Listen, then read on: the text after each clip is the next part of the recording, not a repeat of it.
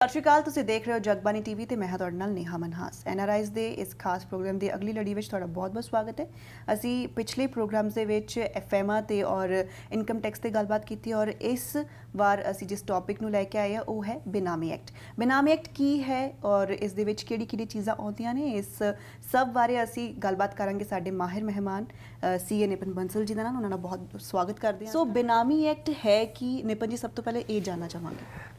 नेहा जी, बेनामी एक्ट बहुत पुराना एक्ट है, पर इनू ਜਿਹੜਾ ਆਪਾਂ ਇੰਗਲਿਸ਼ 'ਚ ਕਹਿੰਦੇ ਟੀਥ, ਇਹ ਇਹਨੂੰ ਥੋੜਾ ਜਿਹਾ ਐਗਰੈਸ਼ਨ ਮਿਲਿਆ ਔਰ ਰੀਸੈਂਟਲੀ ਇਹਨਾਂ ਨੇ 3-4 ਸਾਲ ਪਹਿਲਾਂ ਇਹਨੂੰ ਅਮੈਂਡਮੈਂਟ ਕੀਤੀ ਜੀ। ਇਹਨੂੰ ਬਣਾਇਆ ਪ੍ਰੋਹਿਬਿਸ਼ਨ ਆਫ ਬੇਨਾਮੀ ਪ੍ਰੋਪਰਟੀ ਐਕਟ, ਪੀਬੀਪੀਟੀ ਐਕਟ।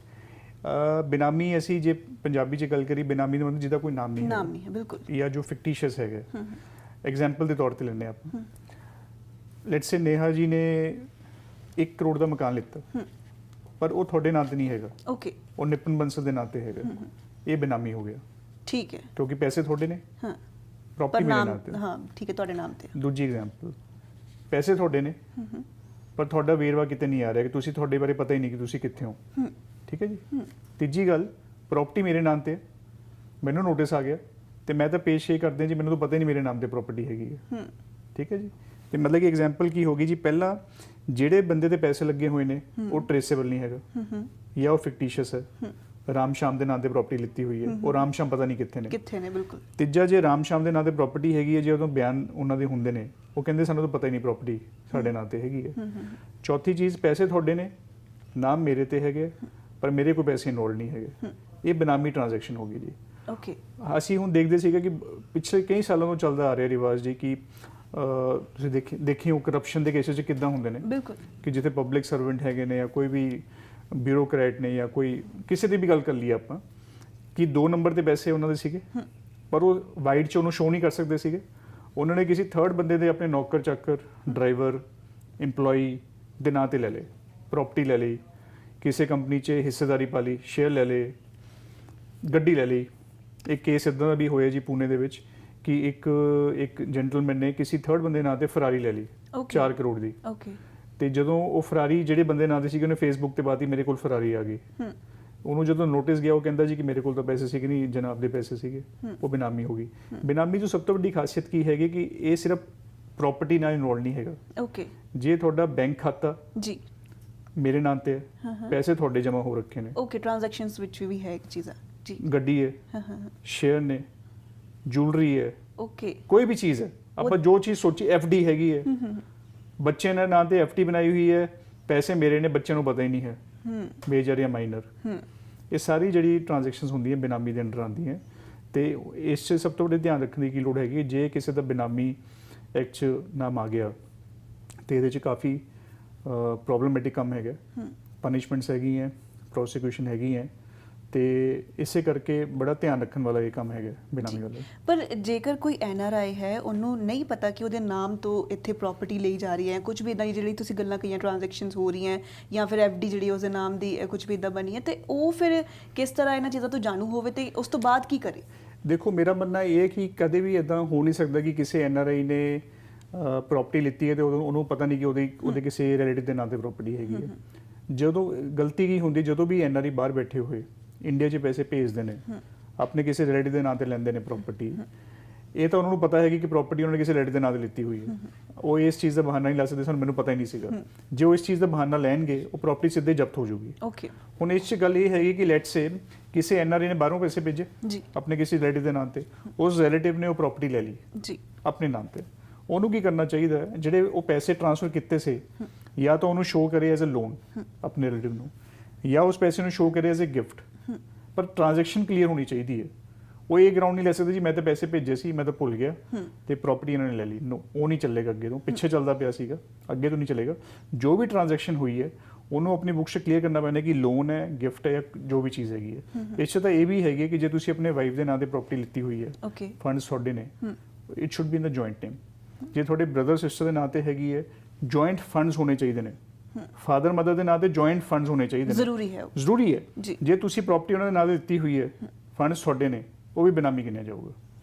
ਤੇ ਇਹ ਸਭ ਕਰਦੇ ਕਿਉਂ ਹੈ? ਕਿ ਇਹ ਟੈਕਸ ਤੋਂ ਬਚਣ ਦੇ ਲਈ? ਬਿਲਕੁਲ। ਦੇਖੋ, ਬਹੁਤ ਪੁਰਾਣੀ ਹੁੰਦੀ ਸੀ ਕਿ ਇੱਕ ਆਪਣਾ ਕਿ ਜੇ ਤੁਸੀਂ ਜ਼ਿਆਦਾ ਪ੍ਰਾਪਰਟੀ ਲੈਂਦੇ ਹੋ, ਤੁਸੀਂ ਇਨਕਮ ਟੈਕਸ ਦੇ ਰਡਾਰ 'ਚ ਆ ਜਾਂਦੇ ਹੋ, ਤਾਂ ਲੋਕ ਕੀ ਕਰਦੇ ਸੀ ਕਿ ਆਪਣੇ 2 ਨੰਬਰ ਪੈਸੇ ਨੂੰ ਐਡਜਸਟ ਕਰਨ ਲਈ ਡਿਫਰੈਂਟ ਨਾਮਾਂ ਤੇ ਲੈ ਲੈਂਦੇ ਸੀ, ਓਕੇ ਆਪਣੇ ਸਰਵੈਂਟਸ ਦੇ ਨਾਂ ਤੇ, ਡਰਾਈਵਰਸ ਦੇ ਨਾਂ ਤੇ, EMPLOYEES ਦੇ ਨਾਂ ਤੇ। ਪਰ ਹੁਣ ਕੀ ਹੋ ਰਿਹਾ, ਜਿੱਦਾਂ ਕੰਪਿਊਟਰਾਈਜੇਸ਼ਨ ਆਫ ਲੈਂਡ ਰਿਕਾਰਡਸ ਹੋ ਰਿਹਾ ਹੈ, ਹੁਣ ਤਹਿਸੀਲਦਾਰ ਆਫਿਸ ਕੋਲ ਸਾਰੀ ਲਿਸਟ ਹੈਗੀ ਕਿਹਦੇ ਨਾਂ ਤੇ ਕਿਹੜੀ ਪ੍ਰਾਪਰਟੀ, ਤੁਸੀਂ ਆਨਲਾਈਨ ਫਰਕ ਕਰ ਸਕਦੇ ਹੋ। ਹੁਣ ਇਹ ਚੀਜ਼ਾਂ ਛੁਪੀਆਂ ਨਹੀਂ ਰਹਿਣਗੀਆਂ ਜਦੋਂ ਕੰਪਿਊਟਰਾਈਜੇਸ਼ਨ ਹੋਗੀ। ਜੀ ਉਹ ਤੁਹਾਡੇ ਇਹ ਵੀ ਹੋ ਸਕਦਾ ਹੈ ਅੱਗੇ ਜਾ ਕੇ ਉਹ ਪ੍ਰਾਪਰਟੀ ਨੂੰ ਤੁਹਾਡੇ ਪੈਨ ਦੇ ਨਾਲ ਲਿੰਕ ਕਰ ਦੇਣ ਕਿ ਉਹ 'ਚ ਕੀ ਹੋਏਗਾ ਕਿ ਲੈਟਸ ਸੇ ਨੇਹਾ ਜੀ ਦਾ ਪੈਨ ਨੰਬਰ ਪਾਇਆ, ਨੇਹਾ ਜੀ ਦੀ ਪੂਰੇ ਇੰਡੀਆ 'ਚ ਪ੍ਰਾਪਰਟੀ ਕਿੱਥੇ ਹੈਗੀ ਉਹ 2 ਮਿੰਟ 'ਚ ਨਿਕਲ ਕੇ ਆ ਜਾਊਗੀ ਰਿਪੋਰਟ। ਜੇ ਉਹ ਰਿਪੋਰਟ ਨਿਕਲ ਕੇ ਆ ਗਈ ਤੁਹਾਡੇ ਨਾਂ ਤੇ ਇਹ ਪ੍ਰਾਪਰਟੀ ਹੈ ਪਰ ਤੁਸੀਂ ਪੈਸੇ ਕਿਸੇ ਹੋਰ ਦੇ ਸੀਗੇ, ਉਹ ਸਾਰੀ ਬੇਨਾਮੀ ਪ੍ਰਾਪਰਟੀ ਡਿਕਲੇਅਰ ਹੋ ਜਾਊਗੀ। ਠੀਕ ਹੈ। ਤੇ ਮਤਲਬ ਕਿ ਕੰਪਿਊਟਰਾਈਜੇਸ਼ਨ ਨੇ ਇੰਨਾ ਖੋਲਤਾ ਦਾਇਰਾ ਕਿ ਅੱਜ ਦੀ ਡੇਟ ਤੋਂ ਬਾਅਦ ਬੜਾ ਮੁਸ਼ਕਿਲ ਹੈ ਜੀ ਬੇਨਾਮੀ ਪ੍ਰਾਪਰਟੀ ਨੂੰ ਡਿਸਕਲੋਜ਼ ਨਾ ਕਰਨਾ।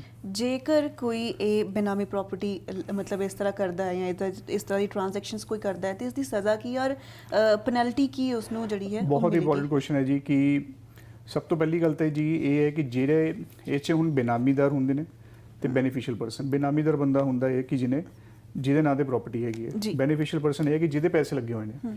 ਜੇ ਕਿਸੇ ਦੀ ਕੰਪਲੇਂਟਬਾਜ਼ੀ ਹੋ ਗਈ, ਕਿਸੇ ਥਰਡ ਪਰਸਨ ਨੇ ਕੰਪਲੇਂਟਬਾਜ਼ੀ ਕਰਤੀ ਜੀ ਕਿ ਇਹਨੇ ਬੇਨਾਮੀ ਟ੍ਰਾਂਜੈਕਸ਼ਨ ਕੀਤੀ ਹੋਈ ਹੈ, ਪਹਿਲਾਂ ਦੋਨੋਂ ਧਿਰਾਂ ਨੂੰ ਨੋਟਿਸ ਕੱਢਣਗੇ ਜੀ। ਤੇ ਜੇ ਬੇਨਾਮੀ ਪ੍ਰੂਫ ਹੋ ਗਈ, ਸਭ ਤੋਂ ਪਹਿਲਾਂ ਕੀ ਹੋਏਗਾ ਕਿ ਪਹਿਲਾਂ ਤਾਂ 7 ਸਾਲ ਦੀ ਸਜ਼ਾ। ਅੱਛਾ, 7 ਸਾਲ ਦੀ ਸਜ਼ਾ। ਜਿਹੜੀ ਪ੍ਰਾਪਰਟੀ ਹੈਗੀ ਹੈ, ਭਾਵੇਂ ਉਹ ਬੈਂਕ ਖਾਤਾ ਹੈ, ਭਾਵੇਂ FD ਹੈ, ਭਾਵੇਂ ਸ਼ੇਅਰ ਹੈ, ਭਾਵੇਂ ਪ੍ਰਾਪਰਟੀ ਹੈ, ਭਾਵੇਂ ਗੱਡੀ ਹੈ, ਜੋ ਕੁਛ ਮਰਜ਼ੀ ਚੀਜ਼ ਹੈਗੀ ਹੈ ਉਹ ਜ਼ਬਤ ਹੋ ਜੂਗੀ। ਤੀਜੀ ਚੀਜ਼, ਜਿਹੜੀ ਪ੍ਰਾਪਰਟੀ ਜ਼ਬਤ ਹੋਈ ਉਹਦੀ ਜਿਹੜੀ ਮਾਰਕੀਟ ਵੈਲਿਊ ਹੈ ਉਹਦਾ 25% ਤੁਹਾਨੂੰ ਪੈਨਲਟੀ ਵੱਖਰੀ ਜਮ੍ਹਾਂ ਕਰਾਉਣੀ ਪੈਣੀ। ਅੱਛਾ, ਉਹ ਵੱਖਰੀ ਹੈ। ਚੌਥੀ ਚੀਜ਼, ਜੇ ਕਿਸੇ ਬੰਦੇ ਨੇ ਨੋਟਿਸ ਆਉਣ ਤੋਂ ਬਾਅਦ ਗਲਤ ਇਨਫੋਰਮੇਸ਼ਨ ਦਿੱਤੀ, 5 ਸਾਲ ਦੀ ਸਜ਼ਾ ਉਹਨੂੰ ਹੈ ਤੇ 10% ਪੈਨਲਟੀ ਵੱਖਰੀ ਹੈ। ਕਹਿਣ ਦਾ ਭਾਵ ਕੀ ਹੋ ਗਿਆ, ਜੇ ਤੁਸੀਂ ਬੇਨਾਮੀ ਦੇ ਸ਼ਿਕੰਜੇ 'ਚ ਆ ਗਏ, ਤੁਹਾਡੀ ਪਹਿਲਾਂ ਤਾਂ ਪ੍ਰਾਪਰਟੀ ਗਈ, 7 ਸਾਲ ਦੀ ਸਜ਼ਾ, 25% ਦੀ ਪੈਨਲਟੀ ਕੈਸ਼ ਤੁਹਾਨੂੰ ਪੇ ਕਰਨੀ ਪੈਣੀ ਹੈ। ਜੇ ਤੁਸੀਂ ਨਹੀਂ ਪੇ ਕਰੋਗੇ ਤੁਸੀਂ ਫਿਰ ਅੰਦਰ ਜਾਓਗੇ, ਪੈਨਲਟੀ ਵੀ ਪੇ ਕਰੋਗੇ, ਸਭ ਕੁਝ, ਤੇ ਬਹੁਤ ਲੰਬਾ ਚੌੜਾ ਫਿਰ ਉਹਦਾ ਪ੍ਰੋਬਲਮ ਵਾਲਾ ਕੰਮ ਹੈ। NRIs ਉੱਤੇ ਇਸ ਦਾ ਕੀ ਪ੍ਰਭਾਵ ਹੈ? NRIs ਜਿਹੜਾ ਮੈਂ ਪ੍ਰੈਕਟੀਕਲੀ ਦੇਖਿਆ ਰਿਹਾ ਜੀ ਕੀ ਹੁੰਦਾ ਪਿਆ ਕਿ NRIs ਨੇ ਬਹੁਤ ਪੁਰਾਣੀਆਂ ਪ੍ਰਾਪਰਟੀ ਇੰਡੀਆ 'ਚ ਲਿੱਤੀਆਂ ਹੋਈਆਂ ਜੀ, ਪਾਵਰ ਟਰਨੀ ਬੇਸ ਤੇ ਲਿੱਤੀਆਂ ਹੋਈਆਂ, ਰਿਸ਼ਤੇਦਾਰਾਂ ਦੇ ਨਾਂ ਤੇ ਹੈਗੀ ਹੈ, ਪਾਵਰ ਟਰਨੀ ਲਿੱਤੀ ਹੋਈ ਹੈ, ਪੈਸੇ NRIs ਦੇ ਨੇ, ਇਹ ਸਾਰੀਆਂ ਬੇਨਾਮੀ ਪ੍ਰਾਪਰਟੀਆਂ ਆਉਣਗੀਆਂ। ਜਿੱਦਾਂ ਆਪਾਂ ਐਗਜ਼ਾਮਪਲ ਲੈਂਦੇ ਹਾਂ ਕਿ ਕੋਈ ਕਿਸੇ ਨੇ ਰੈਜ਼ੀਡੈਂਸ਼ੀਅਲ ਪ੍ਰੋਜੈਕਟ ਲਾਂਚ ਕੀਤਾ 200 ਫਲੈਟਾਂ ਦਾ, NRIs ਨੇ ਪੈਸੇ ਭੇਜਤੇ ਇੰਡੀਆ ਦੇ ਵਿੱਚ ਬਾਹਰੋਂ, ਰਜਿਸਟਰੀ ਆਪਣੇ ਕਿਸੇ ਰੈਡੀ ਦੇ ਨਾਂ ਤੇ ਕਰਾਤੀ, ਪੈਸੇ ਕਿਹਦੇ ਨੇ? NRIs। ਰਜਿਸਟਰੀ ਕਿਸ ਦੇ ਨਾਂ ਤੇ? ਆਪਣੇ ਰਿਸ਼ਤੇਦਾਰ ਦੇ ਨਾਂ ਤੇ। ਸਿੱਧਾ ਬੇਨਾਮੀ ਹੋ ਗਈ ਨਾ ਜੀ। ਉਹਨਾਂ ਨੂੰ ਸਾਰੇ ਜਿਹੜੇ ਟ੍ਰਾਂਜੈਕਸ਼ਨਸ ਨੇ ਉਹ ਕਲੀਅਰ ਕਰਨੇ ਪੈਣੇ, ਉਹਨਾਂ ਨੂੰ ਰਜਿਸਟਰੀ ਫਿਰ ਆਪਣੇ ਨਾਂ ਤੇ ਕਰਾਉਣੀ ਪੈਣੀ ਹੈ, ਜਾਂ ਉਸ ਪੈਸੇ ਨੂੰ ਐਜ਼ ਅ ਲੋਨ ਸ਼ਿਫਟ ਕਰਨ ਜਾਂ ਐਜ਼ ਅ ਗਿਫਟ ਸ਼ੋ ਕਰਨ। ਜੇ ਉਹ ਨਹੀਂ ਕਰਨਗੇ ਤੇ ਕੰਪਲੇਂਟਬਾਜ਼ੀ ਹੋਗੀ, ਫਿਰ ਬਚਣ ਦਾ ਤਰੀਕਾ ਕੋਈ ਨਹੀਂ ਹੈਗਾ ਜੀ। ਕੋਈ ਖਾਸ ਸਲਾਹ ਤੁਸੀਂ ਸਾਡੇ ਵਿਊਅਰਸ ਨੂੰ ਦੇਣਾ ਚਾਹੋ ਇਸ ਤੇ? ਮੈਂ ਤਾਂ ਸਲਾਹ ਹੀ ਦੇਣਾ ਚਾਹੂੰਗਾ ਜੀ ਕਿ ਜੇ ਤੁਹਾਡੇ ਇੰਡੀਆ ਦੇ ਵਿੱਚ ਕੋਈ ਵੀ ਐਸੈਟਸ ਹੈਗੇ ਨੇ, ਤੁਹਾਡੇ ਨਾਂ ਤੇ ਨਹੀਂ ਹੈਗੇ, ਪੈਸੇ ਤੁਹਾਡੇ ਲੱਗੇ ਹੋਏ ਨੇ, ਉਹਨੂੰ ਇਮੀਡੀਏਟਲੀ ਸਾਰੇ ਕੰਮ ਛੱਡ ਕੇ ਉਹਨੂੰ ਪ੍ਰੋਪਰ ਚੈਨਲਾਈਜ਼ ਕਰੋ, ਆਪਣੇ ਫੰਡਸ ਨੂੰ ਸ਼ੋ ਕਰੋ।